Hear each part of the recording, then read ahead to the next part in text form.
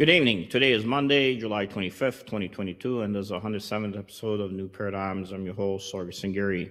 My guest today is my dear friend, Michael Yon. Mike is America's most experienced living combat correspondent who is coming to us today as an embed with the Dutch farmers who have been protesting against the country's policies that are targeting them directly.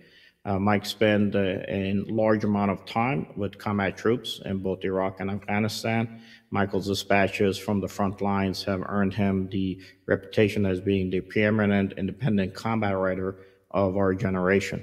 His work has been featured on Good Morning America, the Wall Street Journal, the New York Times, CNN, ABC, NBC, Fox, and hundreds of other media outlets. Before we bring in Mike, I want to show you a video of his work. So this is it. This is storming the castle.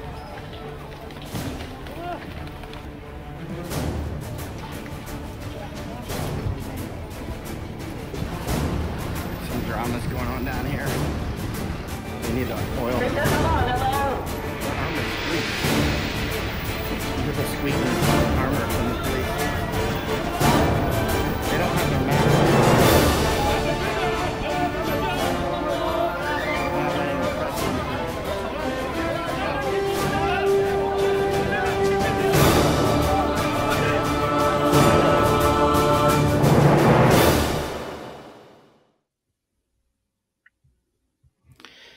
Michael, it's good to have you here, buddy. Much appreciate taking some time. I know you're a little bit busy. I ask people, is he in Panama? They say no, Netherlands. I say, is he in Netherlands? They say no, he's in Hong Kong. So who knows? But hopefully we won't be in Taiwan by October. But we'll see how this battle is going to shape up. Welcome again on the show, and let us know what's going on with the farmers. Am I live right now? You're live, buddy. You're live. Begin. Okay. As you know, about 3 weeks ago, I was in Mexico on the Rio Grande across from Texas. And I was for a couple of weeks in Mexico just watching migrants cross day by day from the Mexican side into Texas, as the Texas Governor Abbott liked to play as if he's, stemming the flow, which he was not at all. It's totally smoke and mirrors by Governor Abbott.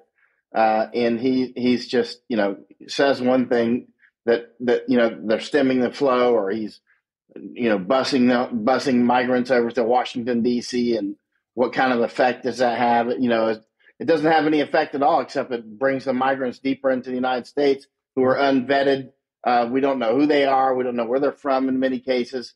And it just spreads them around the United States. He hasn't done anything to close the border, period. Anyway, I've been studying the migration flows, as you know, ever since since before the inauguration, but especially since then, when Joe Biden illegitimately took the White House. And for instance, I went straight to, as soon as he was inaugurated, I went straight from Washington, D.C. I was there for the inauguration. I was there for J6 actually as well. But I flew straight from the inauguration to El Paso and watched the migrants just flood immediately over into the United States, completely unvetted, just storming the castle. And was down in Mexico and down in Colombia, Panama, and the Darien Gap. Spent months down the Darien Gap with various Indians, Kuna Indians, Embera Indians, basically incredibly dangerous jungle, by the way. Took 2 congressmen there. Likewise, I was tracking migration over in Morocco, over in Greece, Bulgaria, Lithuania. Last year, I was in Lithuania warning about potential invasion by the Russians. Unclear what the Russians might do, but now we see. Likewise, I headed back to Mexico and Texas, and I've been watching the migration patterns. Right. And I've been warning about this global famines since January 2020. So about 30 months now, 31 months or so, I've been warning about potential global famines. Back in January 2020, when I started warning about this, I did it with a very light touch that we could have food problems, be prepared, And then as time went on, now I warn about it about 10 times a day. Every interview I do, I publish about it practically daily. You can see we're going into the largest famines in human history. No famines have been close to what we're facing now, not even in the same galaxy. And so I've been warning about that. And then, of course, the famines create what's called human osmotic pressure. The human osmotic pressure is the push and pull of migration. There's always migration. We know that. Migration is normal. It's a human thing. But the HOP this time, the human osmotic pressure, is going to be so intense that it's going to change the way countries look around the world.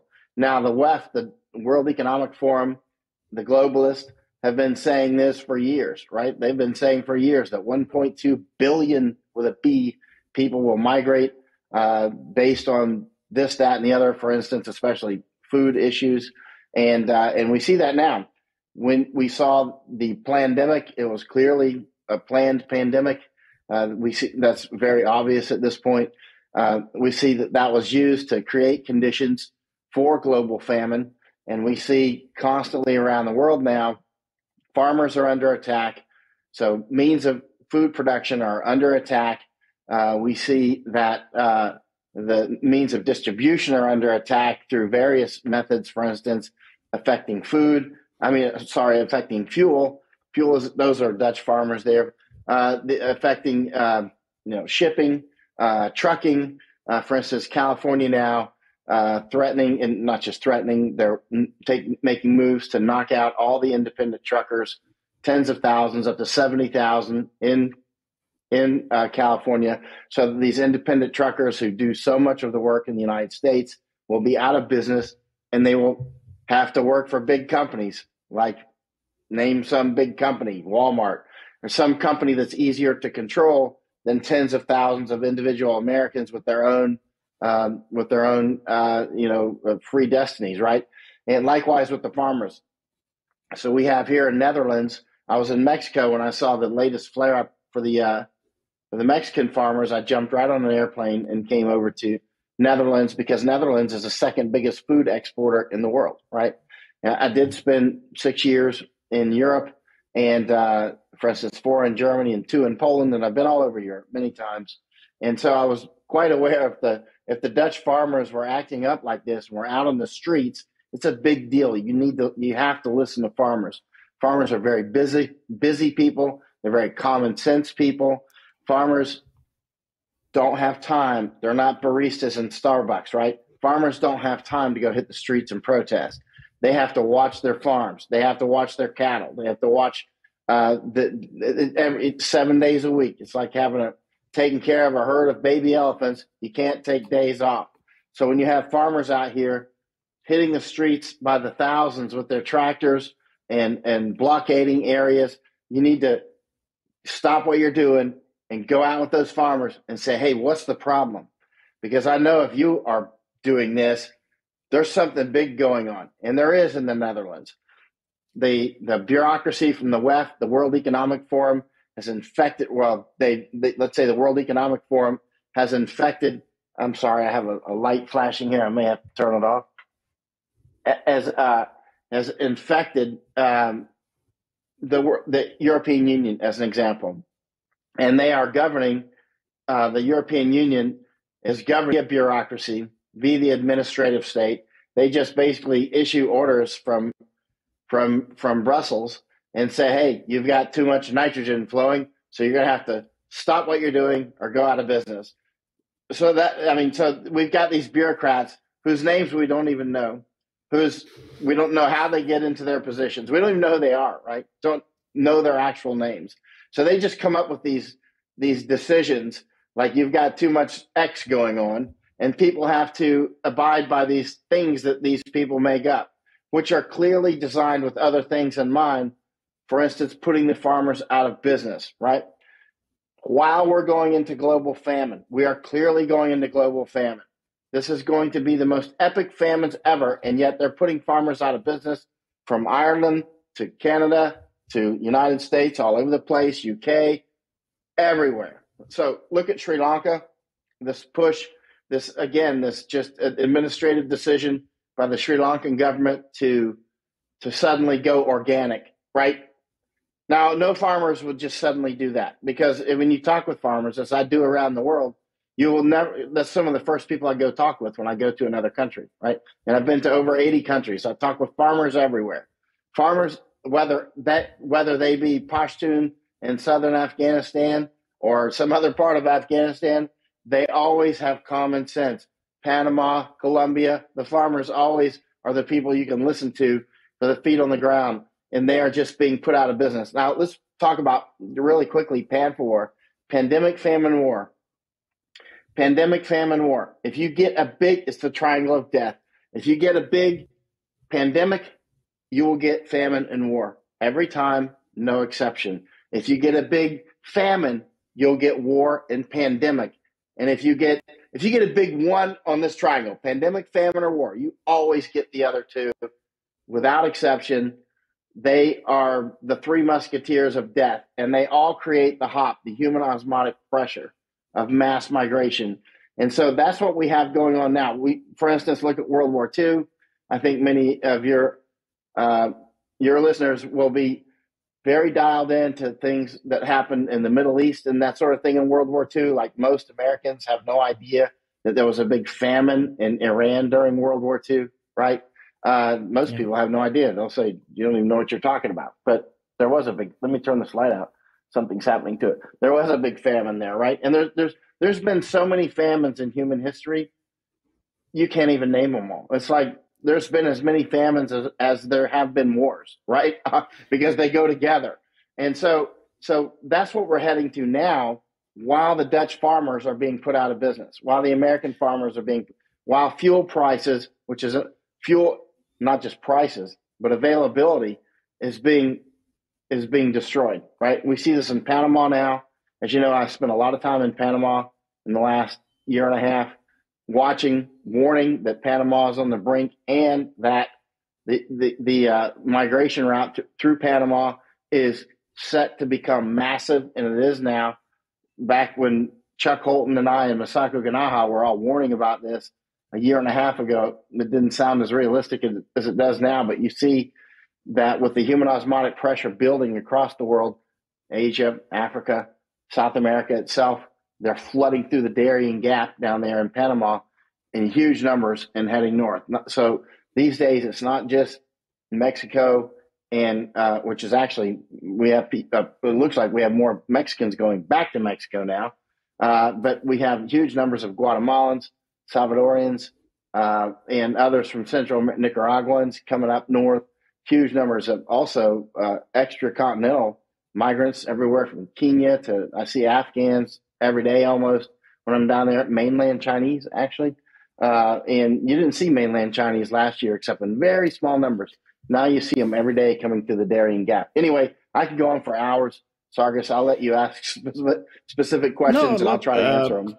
Mike, I mean, you're answering it, but look, isn't it that I was looking at the whole issue with the shipping, that ships are not moving, that, there's an issue in the logistical capacity of things. But when you look at it, the shipping companies are actually making money. So they're making more money not shipping anything that they were making money while they were shipping. And it kind of boggles your mind to see, well, maybe this is more a man-made, man-created logistical issue that is feeding to this global famine more than anything else. And then when you look at the whole issue of, if you want to call it, quote unquote, green new economies and deals, it seems like it might be nothing more than kind of like a shell game, but that's not really why they're going after the farmers. It is going after them for other reasons. I'm not sure if you've caught anything that might actually suggest that all the discussions that we're having on whether or not there's certain levels of production that is coming out of those farmers that has to be regulated has anything to do with it, or is it something completely different? It's just an excuse in order to be able to make some changes both in Europe and Netherlands as we're looking at what's happening with the fallout from the Ukraine war. Yeah, it's clearly manufactured. I mean, that's unambiguous. Now, several years ago, when you would say things like this, people would say it's conspiracy theory, this world government and this sort of thing. It's pie in the sky. And it's like, it's not pie in the sky. In fact, these days, when people say things like that, I tend to discount them. If they call it conspiracy theory, I tend to think that they're not very smart, actually. Either that or they are the conspiracy theorists, because it's very clear that there is a push for world government. It's not conspiracy. They say it. People like Bill Gates, people like Klaus Schwab, Soros, they say it. There's people that'll say, oh, he threw out the Soros name. He must be. I don't even listen to them anymore. I don't even give them a sec. We don't have time for them. We're in a state of war. We are in World War III at this time. We're about to watch a global reduction in population on a scale that has never been seen before. Some people don't see it. I get it. There were people that didn't see World War II until they were being loaded into ovens. Yeah. It's that clear, right? There were people who didn't see it until they had a gun to their head and then they were dead 1 second later. But this is what we're at now. A lot of us see it.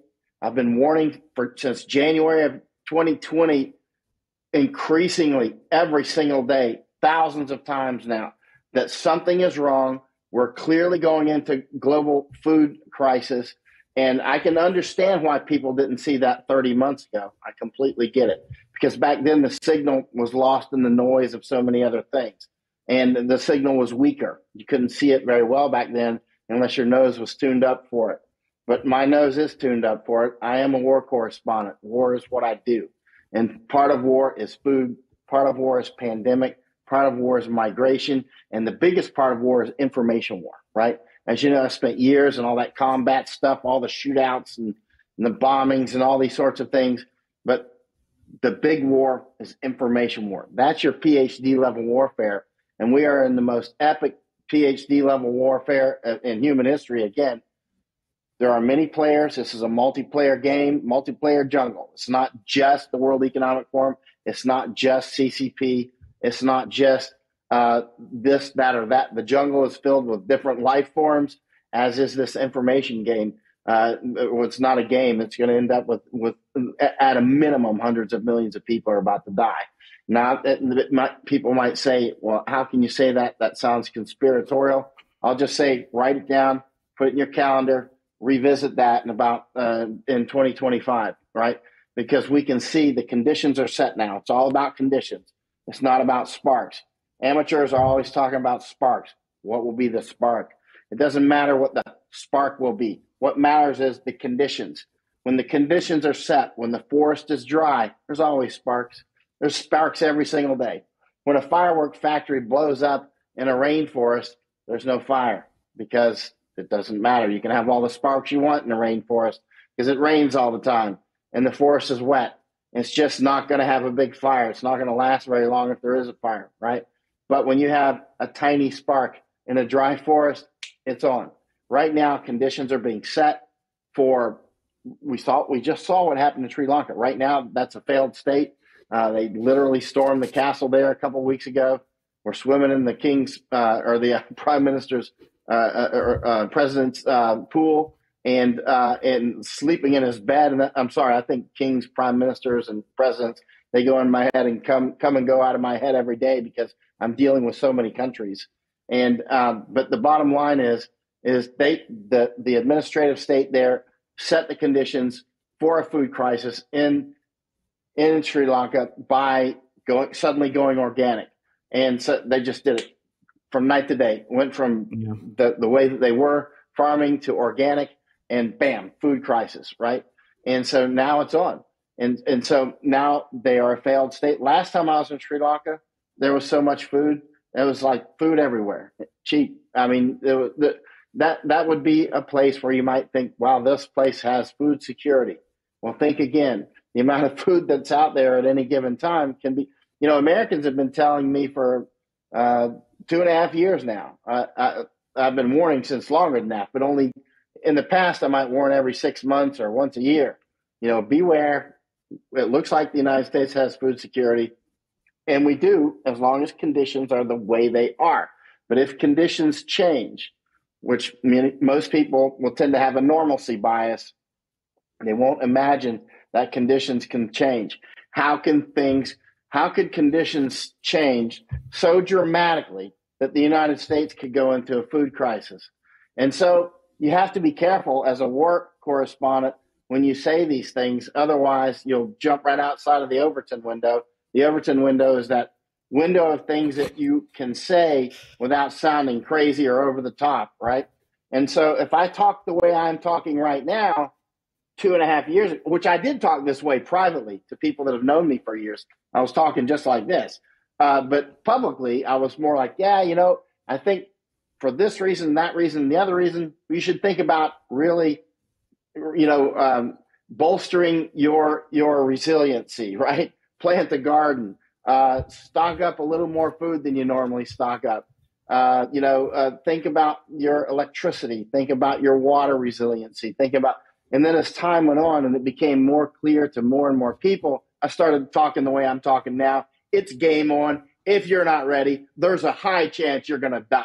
It's that serious. And I mean, in the United States, we literally could go into famines in the United States.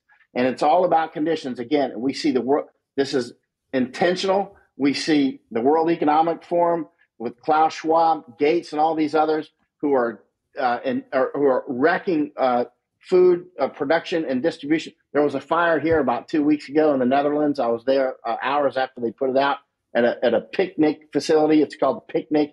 Picnic is a food distribution. It's sort of like an online grocery store where you order online and then, the little electric truck brings it to your house, right? And so there was a fire. Bill and Melinda Gates invested their foundation invested $600 million into Picnic. And so they're in addition to Bill Gates buying up farmland all over the world and taking over food distribution. Of course, we know about the cricket factories that are being built and that sort of thing. We know about the push to eat crickets. We just saw the New York Times broaching the topic of cannibalism of all things, right? We see that the top to bottom move here to take complete control of us. For instance, by taking control of the food. Stalin and others have all known since way back. Look at the Holodomor and the famine 1932-33 in Ukraine, right? In which Stalin replaced the farmers, had a massive famine, massive death, and took charge of the farmers in Ukraine, right? We saw Mao do the same thing in China, Pol Pot and Cambodia. Long list. It's an incredibly long list of targeting farmers, taking over and causing a famine, and then taking control of the country in authoritarian fashion. That's what's happening now.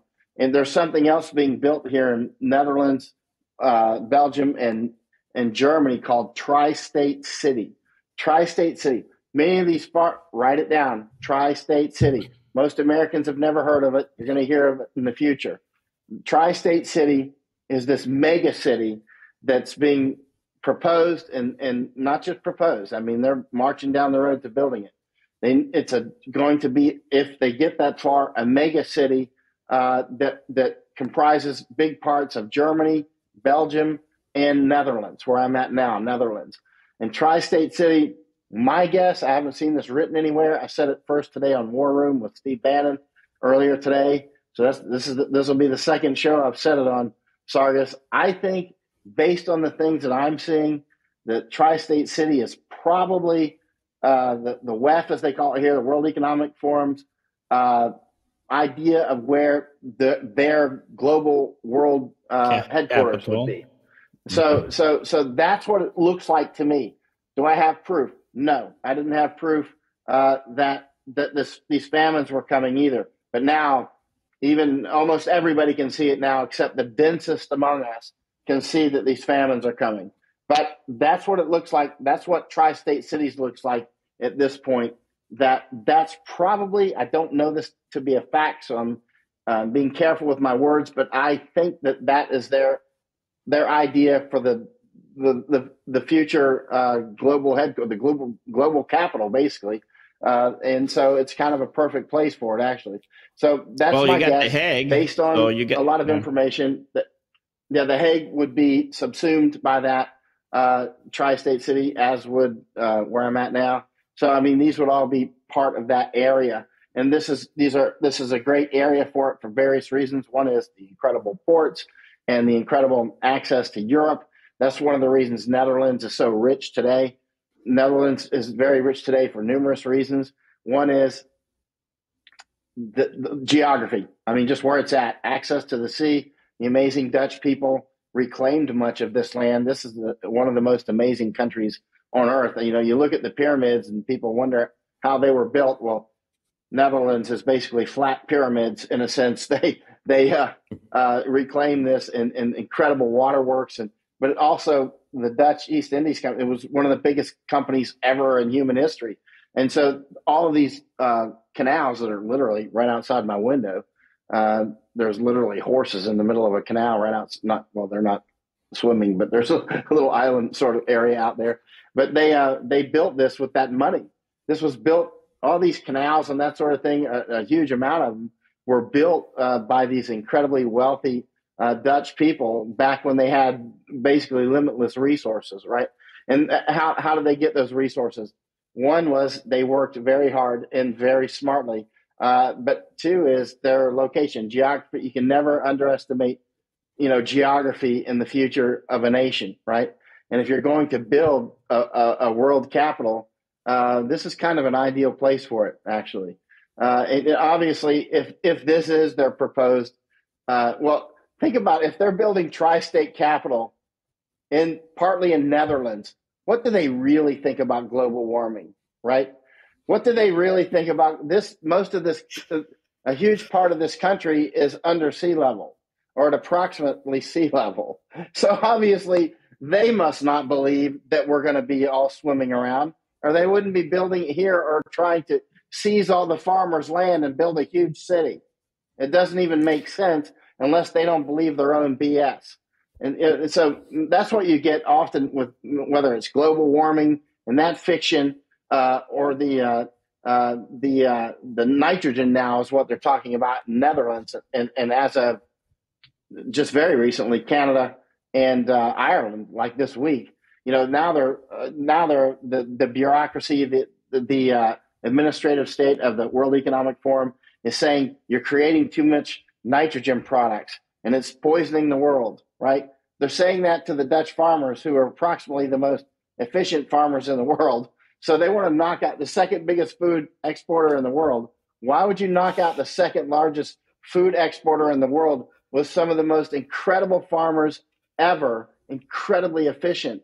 That doesn't make sense if you plan to continue to create the same amount of food, unless you're planning a genocide and you're planning on having a lot fewer people to have to feed to begin with, right? Now, they're very open about Tri-State City being built. They're just not open about, and Tri-State City would be the global headquarters of the New World Order. And the New World Order is quite real. Again, you can safely discount anybody who says that's conspiracy theory at this point.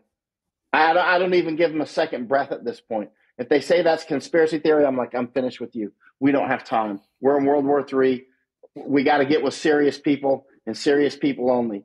We see the shipping is blocked up everywhere. We see the fuel right now. Nord Stream, as of today, is running at 20% level. This is a kill shot for Europe, right? This is a literal kill shot that could lead to famine in Europe. Literally a white people famine, which you haven't seen for a while, about to have a big one. It's not, famines aren't just for Africa anymore, right? They are going to splash back, and it's mathematics. And if you don't have enough food and you got too many mouths for it, somebody's not going to eat.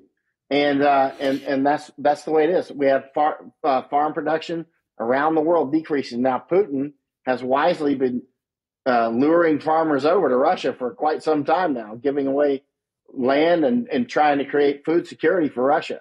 He's still playing with common sense. Like him or hate him, he might be the most evil guy in the world for some people, and I get that. But at the same time, he's actually using common sense. We're watching the European Union split to pieces. It's atomizing right before our eyes right now. as they fight over fuel, with dictates from the European Union in Brussels telling the countries of the EU, 27 countries, that you have to reduce your LNG use by 15%. Some countries are saying, no, we won't do that. Poland says no. Our storage is almost at 100%. I think 2 days ago it was at 98%. Why should Poland reduce their storage when they've been playing wisely? We got Estonia exporting fuel. They don't have oil. We've got Saudi Arabia now, obviously not part of the EU, but buying oil directly from Russia now to create Saudi's to generate their electricity, so Saudi can export their own oil, right? So in other words, while we're hitting Russia with these sanctions that sanction Europe and the rest of the world, but don't seem to really hit Russia that badly, in fact, they're creating a stronger Russia ultimately. While meanwhile, countries in the EU like Spain are like, why should we didn't have any, Spain's like, we didn't have any input into this Ukrainian war. And yet we're spending sending tens of billions of dollars over to Ukraine and more as time goes on, creating a huge fuel crisis. Italy has just had an economic disaster, which was highly predictable. Many people privately call the pigs nation. They call them pigs. Portugal, Italy, Greece, and Spain. Those nations that are basically unable to keep up their commitments in the EU and are probably going to be the first canaries to fall. I thought Greece would be the first to fall. Looks like it'll be Italy. But those nations, Portugal, Italy, Greece, and Spain, those are the countries that people who are watching this, like me, when those fruit fall off the tree, you know that the EU is not long to live.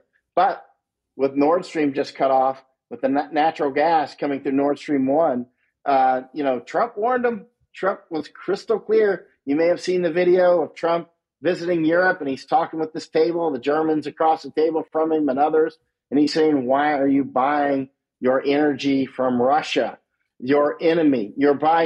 They have the ability to strangle you, and they are now doing it. And the Germans, you should watch that video if you haven't seen it in a while. Watch it twice, and you'll see Trump warning them, and the Germans are like a child with their hand, they're like, we will cooperate and work our way through it. I don't know what it is with Germany. I lived there 4 years. I speak German, ich spreche Deutsch, and it just seems that every generation or two, Germany just likes to commit suicide. Every few generations, here it goes again, as Germany commits suicide, and it's taking the rest of the EU with it. The EU, it's hard to imagine that the EU will still exist in 5 years. It could, but it will be on paper, because when Germany falls off the tree, that's it. The EU is dead, right? And that's what the we're biggest looking at. economy. But again, biggest economy. And they're the ones, not just Germany, but some of the others. But Germany's the biggest. But they're supporting those who can't support themselves, like Greece, right?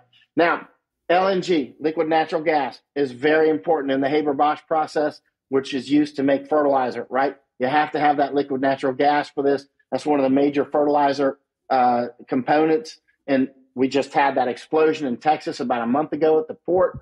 We were exporting a lot of LNG to Europe, which was helpful to Europe. Then we had that other small explosion in the farmer's field, LNG pipeline. And then that problem, another production problem in Oklahoma. We've had 3 problems in the last month in the United States as we were, it's dropped the LNG prices in the United States, in parts of the United States, because, suddenly we're not exporting as much LNG to Europe anymore. Conveniently, right when Europe, it's the summer now, but you might as well call it the depths of winter, because at the rate that there's no time to turn this around. The Nord Stream 2 is running at 20% capacity. That means, Germany, you're going to die, period. If you don't get more energy somehow, you're just dead. And most Germans probably realize this. They're starting to collect firewood like crazy. There's people hiring private security firms in Germany now to protect their firewood. I mean, because you see, a friend of mine in Germany the other day sent a photo of, they had just collected a huge amount of firewood, like enough to run a family for winter. they better take that firewood inside and hide it, because, at this rate, they're going to be cutting down the Black Forest. I mean, this is, Germany gets to be very cold in the winter, as does most or a great deal of Europe. And this also, now keep in mind, how does this play out into 2023? There's not enough fertilizer now, period. So the food that we're all eating now it's already been grown, obviously, right? But everybody's production is down. Almost everybody globally, their production is down, right? We're just not going to have enough food in 2023 as the production continues to plummet across the globe, right? And so next year, there is going to be massive food shortages, and that includes Europe, especially if they don't have the energy they need to create the fertilizers, to have the farmers running out in the fields. And even if they do have enough fuel, when it's at these exorbitant prices that also affect the other inputs like fertilizer, it affects the chemicals, the herbicides, the pesticides, and all these sorts of things, the distribution, just the machines working in the fields, all these prices are going through. That's why we see Panama right now going to serious trouble. Now, I get reports from Panama several times a day because I watch it so closely for obvious reasons. There's this thing there called the Panama Canal, which is another main artery for the United States and the world. And that is, you'll hear people say the Panama Canal is not in danger. I don't buy that. It is in danger, because if Panama is in danger, the Panama Canal is in danger, right? And Panama is in great danger right now. The people have been blocking the streets now for several weeks. Some various indigenous groups. You see farmers dumping their food out by the truckload because they can't get it to market in Panama City and other parts of Panama. Highway 1 is the one highway that runs, all the way from Alaska down to Tierra del Fuego, except for that one break at the Darien Gap there in Panama, Colombia. And so that I've been all over that highway down in Panama just recently, actually, from top to bottom. And it was wide open when I was on it, 2 months ago. I drove all the way from the bottom at Yavitsa all the way to Costa Rica, right? And it was wide open, every inch of it was. And now huge parts of it have been blocked because there's food and fuel issues, and the people are rising up and they're blocking their own food supply. They're not thinking this through, right? The farmers who they rely on, who the Panamanians rely on for this is how famine creates famine, by the way. Right now, it's just food shortage with higher prices. Not a problem, not a famine. It is a problem. The food prices are higher, but you're not dying, right?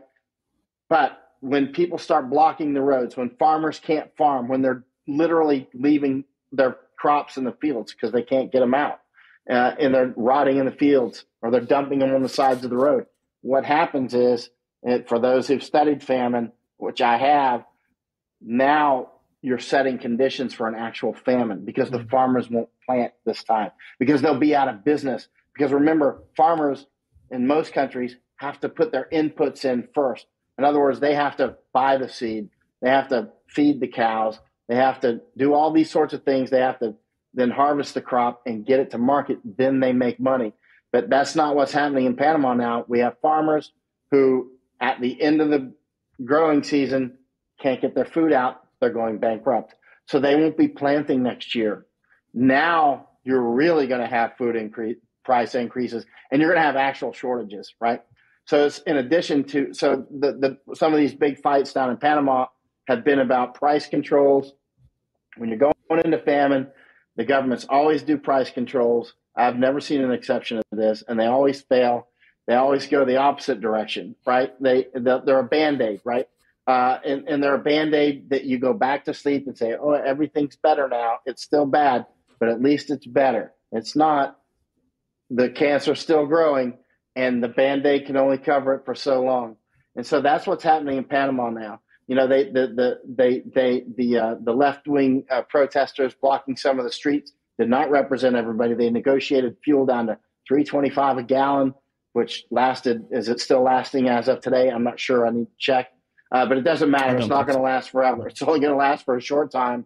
And one of the things that happens with these price controls during crisis like this is, let's say hold the fuel at 325 a gallon, which is still over the top for Panama, right? Then what happens is you end up with, that's the price of fuel, but you can't get it. It's just not available. So yeah, we've got low prices and no availability, right? Except on the black market. And on the black market, the price will be higher than ever, right? So that's what happens. Unfortunately, the wise thing to do is to let the market set its own rate, unless you have an outside source of income, for instance, a loan from the World Bank or somebody that's going to tide you over even longer through some rough spell. But this isn't just some rough spell. This is a rough sea change. We've had a change in the entire sea state. And Panama is a little country of 4 million people. And so some of the people watching Panama are saying, well, the riots have quieted down in the last 24 hours. They've quieted down a little bit. And they're like, hey, maybe we're getting some respite here and we're making some progress. I'm like, no, you're not. You're between waves, because Panama is this little boat on a giant sea of the world, and the rest of the world is getting rougher and rougher and rougher. So basically, between these two waves, you're in the trough right now of, a day or two, maybe a week, but you're about to get hit with the next wave, and it's going to be even bigger because the conditions are getting worse globally, right? It's all about conditions. What I mentioned earlier, it's not about sparks. It's not about, some little thing. It's about the entire sea state. And we see Panama, this can ripple into interruptions of the Panama Canal. Will it? I don't know, but it certainly can. And it's setting conditions for interruption of Panama Canal. And so all of these things, whether it's the potential for war between Iran and Israel, or so many other issues at play here, everybody watching this needs to prepare. Your life is not going to be like it was in 2019. I was warning about this back in January, February, March of 2020, that your life just changed. And when they came out with this 15 days to flatten the curve nonsense, it's like there's not, that old life is over. And those of us who study war and watch it 7 days a week could see that it was over. Now, we can't tell the future. Nobody knows that. But what we can see is the storm is getting bigger, and we're going to see countries fall. We're going to see governments fall all over the world. We're going to see massive starvation, and we're going to see what generally comes out of these conditions is dictators and despots, right? You'll see all kinds of countries around the world that did not have dictators before will have them now, right? Because that's generally what comes out of these sorts of conditions. You don't generally have a vibrant democracy come out of these conditions, and it's funny, as we go into war to save Ukrainian democracy, which never existed, and with the the United States, which is clearly going into something incredibly authoritarian, and no country on earth is set to become more authoritarian than the United States, not even CCP. I mean, we have the ability to go completely authoritarian, at least on the level of CCP.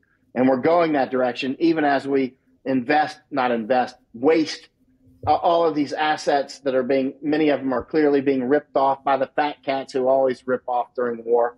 And while Americans, the chances of a famine in America are at this point greater than 50%, certainly by 2024, if not even possibly by 2023, but certainly by 2024 as conditions continue to ripen. And so anyway, I can go on for hours. I just want to tell people this is what I do 7 days a week. My track record is as clear as day. This is the reason why people listen to me. It's not because I'm pretty. I'm not. And it's not because I'm delivering happy news all the time. Sometimes I am. I mean, there was times when I said, hey, this war is going better now. It looks like it might, start to fizzle down. And it happened, at different times. And then other times I'm saying, hey, this is going the opposite direction. So I'll just call the ball where it lands. And it makes you unwelcome at some places and welcome in others. That's just the way it goes. Bottom line is, be prepared. Rough days are coming. but we'll get everybody watching this, by the way, everybody watching this, all of our family trees have all been through famines. You know, some people say my family did this, I did that. We've all been, all of our family trees, every single person watching this, their family tree was victims of genocide. They were victims of famine. They were pandemics. Every single one of us comes from family trees that have been through that a lot. We are all survivors. We are the product of survivors. And most of us are going to survive this, especially the people who prepare for it. Everybody watching this is tough and resilient if you're planning ahead and you're planning and developing your community, right? Because alone we're weak, but together as communities, we can be strong or even powerful. And so that's where your strength is personal resilience and also building your network. No, look, Mike, in 2014, I know, you and me were standing on stage in Japan in 2015. By the way, Japan is sucking for timber right now and looking all over the globe to get it. Maybe we're going to be able to work something for them with the Kenyans. But 2014, Japan. Go ahead, can I say something? All of these island nations, all of them, to my knowledge, I don't see any exception. Please correct me if I'm wrong, including Hawaii, island state. They're all net importers, right? Yep. Japan brings in maybe 70% of their food. Japan is not going to be able to feed itself, period. Yeah. No, they're going to have a problem. And, with losing Prime Minister Abe, I was in discussion with their leadership the night before he was killed. We knew that they have to make significant changes, at least with the Article 9, but they're still having internal issues right now. But I'll tell you, bless you. Excuse me, Sargis. Oh, that's okay. 2014, I retired. I bought a, $10,000 generator sitting at my home at Skokie, Illinois. And then I put security cameras up, night vision. And people were like, "Oh, you're spending money on that. You're living in Skokie, Illinois." And I said, because I've come from a mindset that I realized that you have to be prepared. And part of it was because of the type of missions I had done in the past. I needed to make sure we had a backup, capability in case somebody come knocking on the door. And it's just the reality of it. Your mindset, my mindset, we've seen it. Insurgents in Iraq, if they control the fuel, they control the electricity, they control the water distribution and the food. That was it. If you want to solve the issue, that's it. You just want to find where if I can feed you, I could give you the electricity you want, I can control you. Your kids are going to listen to you at home because you feed them, you give them a warm place to sit, and maybe the ones who really need it, you give them the internet. But you take that stuff away from them, they're pretty much sucking. So, it's a microcosm of what you talk about as far as what nations are going through. Unfortunately, we know that. Do you think the farmers are going to be able to win this one, or do you think that is a bridge too far, that there's just too many forces working against them from the European Union to everybody else for common sense to set in and realize we're all about to get absolutely squashed come the winter? Look, for God's sakes, Russia gives oil to Iran. Iran burns Russian oil and exporting his oil. You still got Russian fertilizer traveling throughout the entire world. It comes through some of our ports here in the U.S. The port of Savannah still moves Russian fertilizer, and it's controlled mostly by is purchased and controlled mostly by the members of the Chinese, Chinese which are tied to the Chinese Communist Party. So I don't know if you think that there's going to be a victory here by the farmers, or do you think that it's just not going to happen, at least this year? Realistically, the bulk of the population still doesn't see it because they're not hungry yet. And a problem with famine is by the time that you're hungry, if you recognize it at that point, you better do something right then, because your battery is not going to last very long, right? And you're a failed state at a minimum, and so you're in a condition then for Sri Lanka, right? And realistically, most of the Netherlands, most of Europe still doesn't quite seem to get it. They don't, in the United States, and most Americans, you'll still see, ask 10 random Americans today, do you think that the United States can go into famine? I ask Americans that all the time, and because I'm, just doing my job, doing atmospherics. And I think most Americans still actually don't see that they can literally be in a condition where they could be starving to death, right? Or they had enough food, but their neighbor didn't, and they got robbed, right? And now they're starving to death, right? So, I mean, this is the sort of thing, the normalcy bias, the head under the covers, is an intense, most people don't want to face these sorts of things because that means they have to change the way that they're living right now. Or they become afraid and they become paralyzed. There's nothing to become afraid about. Everybody watching this is a product of very resilient family trees. Everybody watching this has a family tree that went through genocides, and we're the survivors of genocides. We're the survivors of pandemics. We're the survivors of famines that we never even heard of, right? And we never will hear about them because they're lost to history.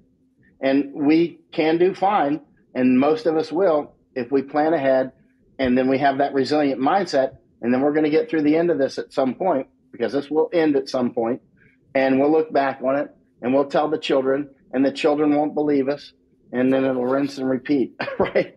And because the children, I mean, that's how history goes. A biggest lesson of history is that people don't learn from histories. Some small percentage believe it, right? Yeah. Isn't that how it goes? Isn't that how it goes? Yes. Some small percentage will believe it. Some small percentage will be, well, that was over there. That was back then. It's like, okay, whatever. Listen, humanity hasn't changed much except that we do things faster and bigger, right? But we do the same things faster and bigger, right? And most of the famines that have been caused, they're not usually just the result of locusts or drought or something like that. Sometimes they are. Sometimes it's just a drought and something else hits you and that's it. There's a famine, right? But usually there's other components. Usually there's a man-made component, and in most cases, right? And what we're facing now is a huge. I mean, it's practically from bottom to top man-made. Now we have serious drought going on in Texas and North Mexico and California and other places. We see Lake Mead and Lake Powell drain down to the California. Man-made in California. It is. However, normally, that would be tough. It would raise our fuel price, or our food prices, and that sort of thing. But we'd survive it, no problem. It would just, be inconvenient, and it would cost us. We'd have to pay more for our lettuce and that sort of thing.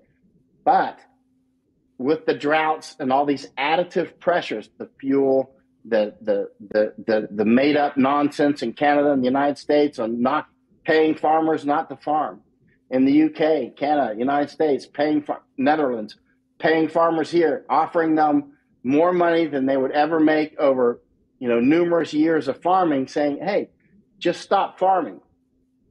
And so the idea is to get them to stop farming for a few years, and then hopefully they don't want to go back to farming. You know what I mean? So it's more of a trick. It's more of a, hey, here's X amount of dollars to not farm for 5 years, right? So they're like, okay, that's a lot of money. And they're like, hey, look at all the things you can do with that. You can go on, first of all, you're a farmer. You've never been on a vacation. But you want to go lay on the beach once in your life? The farmers will do it. And then they'll be like, yeah, I kind of like not farming. And then they don't have a farm anymore because they don't have the stuff to do it anymore. And they don't have the desire to do it, right? So, they're very cleverly taking out the farms through many mechanisms. Some are just through mandates, saying, you've got to give up your farm because you're producing too much nitrogen. The people that argue about the nitrogen or whatever, the CO2, you're losing. That's chaff. That's decoy. So when you have people starting to talk about, oh no, well, this company, this kind of corporation makes more nitrogen than we do, and they're not even hitting on them, and they don't talk to the German farmers about nitrogen. They don't talk to the Italians about that. Okay, if you're talking about the nitrogen issue for Netherlands, you're losing because you're following the chaff. The chaff is, that stuff that comes out of the back of an aircraft, and you know what it is. You're a military officer. But for those who don't know what chaff is, sometimes I'll say that and they don't know what I'm saying. But it's the flare basically in the tinfoil that the missiles follow to not get the aircraft, right? And so that's the chaff. And the chaff now is nitrogen. You're doing such and such with nitrogen, you have to stop your nitrogen use, right? And so that means fertilizer and this, that, and the other. And so people start arguing about the nuance. Every breath we take is 78% nitrogen and all this stuff. You're wasting time. It's not about the nitrogen. It's about the World Economic Forum. It's about Klaus Schwab and his B-52. You're following the chaff, and he's in his B-52 now bombing Canada, right?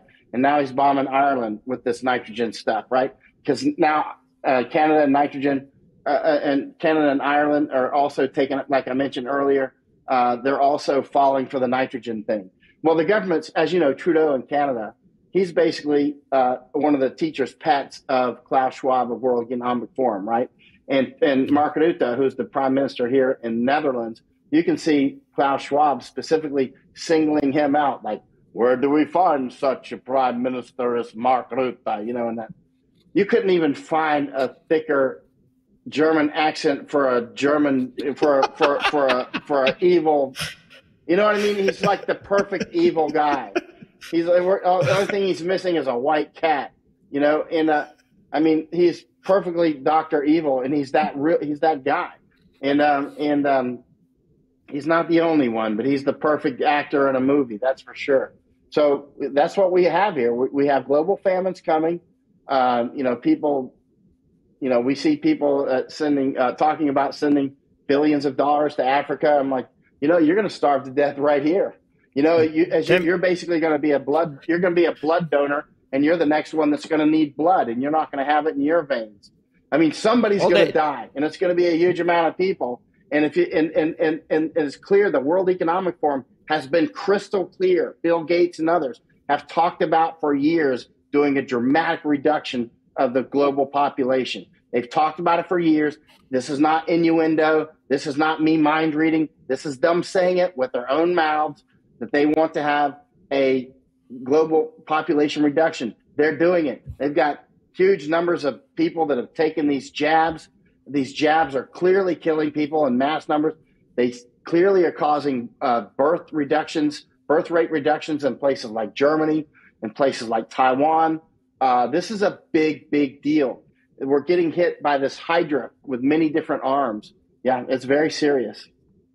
It's funny you say, because, these leaders who say that, the global population needs to be reduced, and you need to give opportunities for them and different groups and minorities to reduce themselves as much as possible. Reminds me of the guy in Iraq who was sending young men to get blown up for their faith. And when we asked him, hey, how come you don't strap a bomb on yourself and go blow yourself up? And he said, oh, I'm too important. I can't end up getting myself killed, but it's okay if I send somebody else to go ahead and go down that path. Mike, it's a pleasure always, man. I would have you here for hours, but I know we're short on time ourselves. And look forward to bringing you back again. Where are you going to be heading from here, or do you know yet? Where is the pattern? Unclear. I do need to get back to the United States. Well, we're about to go into the midterms in the United States, and that's who knows what's going to happen there. I'm much better at predicting famine and wars than I am at predicting what's going to happen. People ask me what's going to happen in the elections. I'm like, I don't know. Well, we're going to be hungry next year. I can tell you, I just don't know. You need the Ouija board for that one. I don't mean to laugh. I know people are like, well, I'm starving, and this guy's laughing it up on the show. Look, if you don't laugh, you're gonna spend your time crying. At least, we've dealt with a lot of stuff. That's You've right. seen a lot, trust me. So for us, it's like, people say, why are you scared? I'm like, scared? Are you kidding? I'm afraid I'm going to die because I don't want to miss any of this. I mean, this is the most incredible thing in human. People are like, how can you say that? I'm like, because I have a resilient mindset. I'm not going to sit down here and go, oh, boo-hoo, it's the end of the world. I'm going to be like, I'm going to be Virgil or whatever. I'm going to write down the Iliad here. I'm going to, say what happened so future generations will see it. I've been warning about it. There's only so much I can do. I don't have a 10 trillion acre farm to feed everybody. But I do have a keyboard and a voice. I've warned as many people as I can warn. I'm going to take care of myself and mine and my network as well as I can. That's all you can do. That's we're going to do fine. And then someday the storm will be over and we'll tell the story. And again, the kids won't believe it and it'll happen again, on Mars or someplace. Well, just let me know before you blow the bridge. Make sure I'm across, and all right, brother. We'll work on the code words as much as possible. Okay, brother. It was always a pleasure having you here. For our audiences, I was gonna say, we are raising money for United Assyrian Appeal to help the Christians of northern Iraq and also this year for South Sudan. But after this discussion, we have to really focus, guys, gals. Save money for yourself as much as you can. If you have anything you could donate, please help. It gives us opportunity to be operational and have wonderful guests like Mike here. And for our audiences, again, please get to the QR and go to Mike and see what he's reporting on. And special thanks for some production, especially the fact that I yanked him out of bed for our special interview today. So much appreciated. And Mike, I look to have you back here again, buddy. And if you're going to get to the mix, if you're going to be heading to Taiwan sometime before October, let me know. Okay, I might be joining you on this one. All right, brother. I'll talk with you soon. Okay, will do. God bless. There's new paradigms. God bless. We stand with you. We encourage people everywhere to unite, stand up, step up, and speak up. Post and share the flag of Holland on all your social media sites. Make sure that the people around the world know that we stand with the Dutch farmers as they fight for their freedom and their abilities to be able to provide food for their families. Today we are all Dutch farmers. Your struggle is our struggle. We applaud your courage and we fight to defend your land. Your ability to farm and your freedoms are under attack, and we're going to stand with you. So God bless you, God bless Holland, and thank you so much.